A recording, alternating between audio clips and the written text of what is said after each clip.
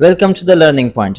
Learning point के इस video में हम सीखेंगे पैराग्राफ क्या होता है, पैराग्राफ के पार्ट्स क्या होते हैं और एक अच्छा पैराग्राफ कैसे लिखा जाता है। ये वीडियो बड़ी इंटरेस्टिंग होने वाली है और इसमें आप बहुत कुछ सीखने वाले हैं।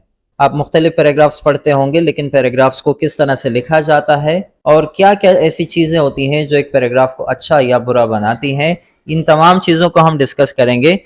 वीडियो पर जाने से पहले अगर आपने चैनल को सब्सक्राइब नहीं किया तो चैनल को सब्सक्राइब कर लें ताकि आप तमाम वीडियोस में हमारे साथ जुड़े रहें। मजीद डिफरेंट टॉपिक्स के बारे में वीडियोस बनी हुई हैं, आप प्लेलिस्ट में जाके उन वीडियोस को भी देख सकते हैं। तो चलें टॉपिक को स्टार्ट करते हैं। पैराग्राफ होता क्या है? Paragraph basically group of sentences होता है, जुमलों का ऐसा मजमुआ होता है जो कि एक सिंगल टॉपिक को डिस्कस करता है। यानी अगर वो माउंटेन्स के बारे में बात कर रहा है तो फिर वो माउंटेन्स को ही फोकस करेगा, वो और चीज़ों की बात नहीं करेगा।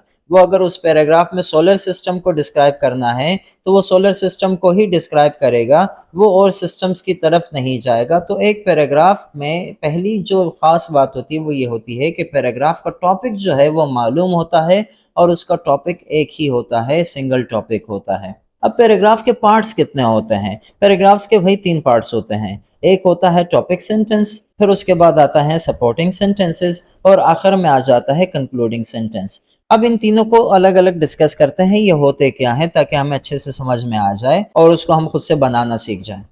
टॉपिक सेंटेंस जो होता है ये किसी भी पैराग्राफ का पहला सेंटेंस होता है, फर्स्ट सेंटेंस होता है और ये हमें उस पैराग्राफ के बारे में मेन आइडिया देता है। यानी आपका टॉपिक सेंटेंस ही आपको ये आइडिया देता है कि पूरे पैराग्राफ में किस चीज़ के बारे में बात होनी है।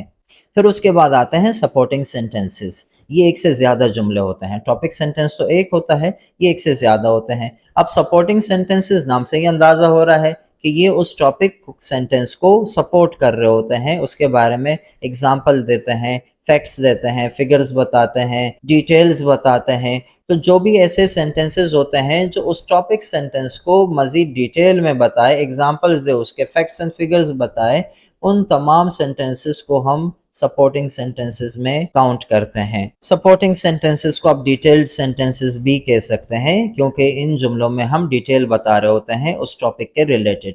तीसरा पार्ट आता है भाई हमारा कंक्लूडिंग सेंटेंस। अब ये कंक्लूडिंग सेंटेंस क्या होता है?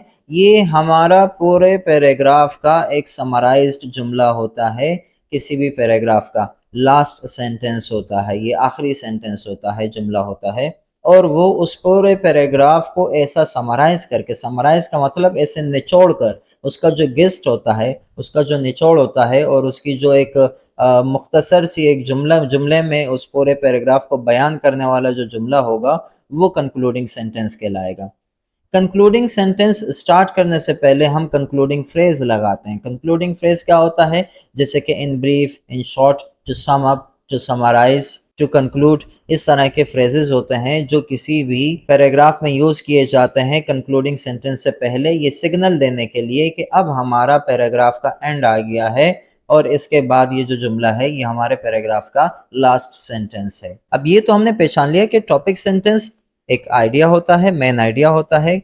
सपोर्टिंग सेंटेंसेस उस आइडिया को मज़ीद डिटेल बता रहा होता है और कंक्लूडिंग सेंटेंस जो है वो उस पूरे पैराग्राफ का एक समराइज्ड जुमला होता है जिसके शुरू में इन ब्रीफ, इन शॉर्ट या टू सम अप या इस तरह के फ्रेजेस लगाए जाते हैं। अब पैराग्राफ देखते हैं, एक पैराग्राफ का सैंपल देखते हैं। पैराग्राफ का सैंपल क्या होता है? ये आपके सामने ग्रुप ऑफ सेंटेंसेस है, जैसे कि I am very busy these days, I live in Karachi, I go to work in the morning. The weather is very pleasant. I enjoy a lot at night. I like biryani. I do not have time for fun or relaxation. अब यहाँ आप देखेंगे बहुत सारे जुमले तो हैं इसमें, 5-6 जुमले आ गए यहाँ पर, लेकिन इसका कोई एक टॉपिक ही नहीं है। पहले कह रहा है कि मैं आजकल बहुत बिजी हूँ, फिर कह रहा है कि मैं कराची में रहता हूँ, मैं सुबह को काम करता हूँ, मौसम बड़ा प्यारा है, मैं रात को एंजॉय करता हूँ बहुत ज़्यादा, मुझे बिरयानी पसंद है, मुझे रिलैक्सेशन के लिए टाइम नहीं है। यानी कि इसका जो सपोर्टिंग सेंटेंसेस है वो सपोर्टिंग सेंटेंसेस, ये जो ग्रे कलर से या ब्लैक कलर से लिखे हुए हैं, ये इस रेड कलर के टॉपिक सेंटेंस को डिस्क्राइब ही नहीं कर रहे, उसकी डिटेल ही नहीं दे रहे हैं। वो कह रहा है मैं बिजी हूँ और यहाँ पे कह रहा है मौसम बड़ा अच्छा है, रात को मैं एंजॉय करता हूँ, बिरयानी मुझे पसंद है। तो यहाँ पे ये जो ऐसे जुमले होते हैं जो उस टॉपिक को मज़ीद डिटेल नहीं दे रहे होते, तो ये एक अच्छे पैराग्राफ की पहचान नहीं होती। इस तरह का पैराग्राफ जो है वो एक बैड पैराग्राफ कहलाता है, क्योंकि वो पैराग्राफ एक टॉपिक को फोकस नहीं कर पा रहा होता। अब इसका कोई टाइटल ही नहीं बन सकता इस पैराग्राफ का, ये बस एक ग्रुप ऑफ सेंटेंसेस बना दिया है इस तरह से। अब एक अच्छा पैराग्राफ बनाएंगे कैसे, इसको देखते हैं, आ जाए। अब ये एक पैराग्राफ है, I am very busy these days, I work 17 hours a day. I go to school in the early morning and come back late at night. I sometimes work on weekends as well. I cannot even take proper care of my health. I barely manage some time for meals and prayers. In short, I do not have time for fun or relaxation. अब यहाँ पर आप देखेंगे कि supporting sentences के जो जुमले हैं, हर एक सेंटेंस उस टॉपिक को फोकस कर रहा है, उसकी डिटेल दे रहा है कि मैं आजकल बहुत ज़्यादा मसरूफ़ हूँ, मैं 17 घंटे काम करता हूँ, मैं सुबह सवेरे काम पर जाता हूँ, रात को देर से घर आता हूँ, मैं कभी कभार वीकेंड्स में भी, छुट्टियों में भी काम कर लेता हूँ, मैं अपनी सेहत का सही ख्याल ही नहीं रख पा रहा, मैं बमुश्किल खाने और इबादत के लिए वक्त बराबर कर लेता हूँ, मैनेज कर लेता हूँ। मुख्तसरन मेरे पास तफरीह या आराम के लिए कोई भी वक्त नहीं है। यहाँ पर आप देखेंगे कि पूरे पैराग्राफ में एक ही टॉपिक को डिस्क्राइब किया जा रहा है, एक ही टॉपिक को फोकस किया जा रहा है, और वो ये है कि मैं आजकल बहुत ज़्यादा मसरूफ़ हूँ। तो ये जो पैराग्राफ है ना, ये गुड पैराग्राफ कहलाता है, क्योंकि इसका टॉपिक सेंटेंस, इसके सपोर्टिंग सेंटेंसेस और इसका जो लास्ट ग्रीन कलर से कंक्लूडिंग सेंटेंस है, ये तीनों चीज़ें एक ही टॉपिक को फोकस कर रहे हैं। अब दूसरी एक चीज़ आती है कि उसका टाइटल देना। एक पैराग्राफ है, उस पैराग्राफ का टाइटल क्या हो सकता है? टाइटल जो है पैराग्राफ के मुताबिक आप कोई भी टाइटल दे सकते हैं उस पैराग्राफ के मुताबिक। जैसे इसका एक टाइटल बन सकता है बिजी स्केड्यूल, क्योंकि यहाँ पे हम एक अपने स्केड्यूल की बात कर रहे हैं कि जो बहुत ज़्यादा बिजी है।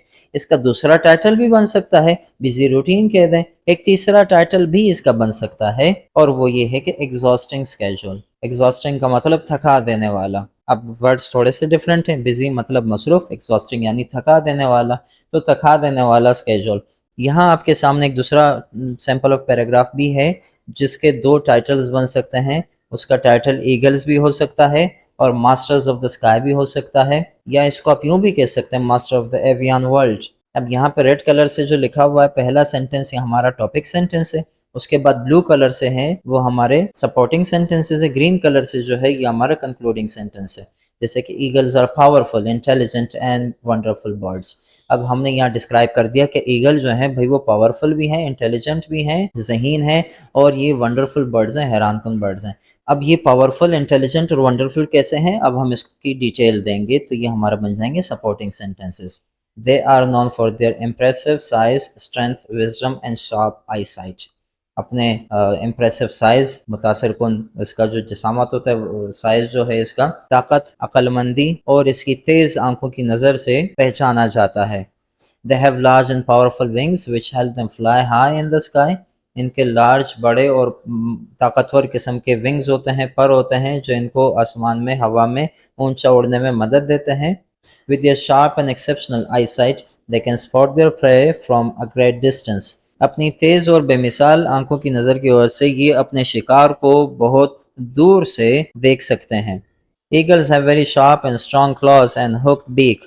ईगल्स के बहुत ही तेज़ और मजबूत पंजे होते हैं, और इसकी हुक्ड बीक होती है, इसकी जो चोंच होती है वो ऐसी हुक्ड होती है, ऐसी गोल नुमा होती है। Because of their strength and courage, they have been the symbol of war and royal power.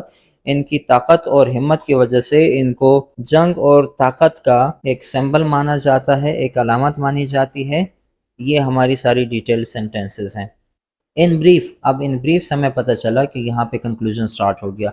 In brief, eagles are majestic birds and are the king of the avian world. मुख्तसरन eagle जो है वो majestic birds हैं, वो बड़े आलिशान नुमा परिंदे हैं, और वो एवियन वर्ल्ड के हवाई दुनिया के बादशाह हैं। तो आप यहीं से the king of the avian world से भी आप इसका एक टाइटल बना सकते हैं, जो हमने मास्टर्स ऑफ द स्काई कह दिया है उसको, या ईगल्स का टाइटल दे दिया है, आप king of the avian world भी इसको बना सकते हैं इसका टाइटल। तो ये थी हमारी वीडियो कि एक पैराग्राफ, अच्छा पैराग्राफ किस तरह से लिखा जाता है और उसके कितने पार्ट्स होते हैं। I hope you have understood the video very well. अगर आपको वीडियो से रिलेटेड कोई भी कंफ्यूजन या क्वेश्चन है तो आप कमेंट सेक्शन में पूछ सकते हैं। वीडियो के मुतालिक हमें लाजमी बताएं वीडियो कैसी लगी। वीडियो को लाइक करें, दोस्तों के साथ शेयर करें और चैनल को सब्सक्राइब करें ताकि हमारी तमाम वीडियोज़ आप तक पहुँचती रहे। गुड बाय, अल्लाह हाफिज़।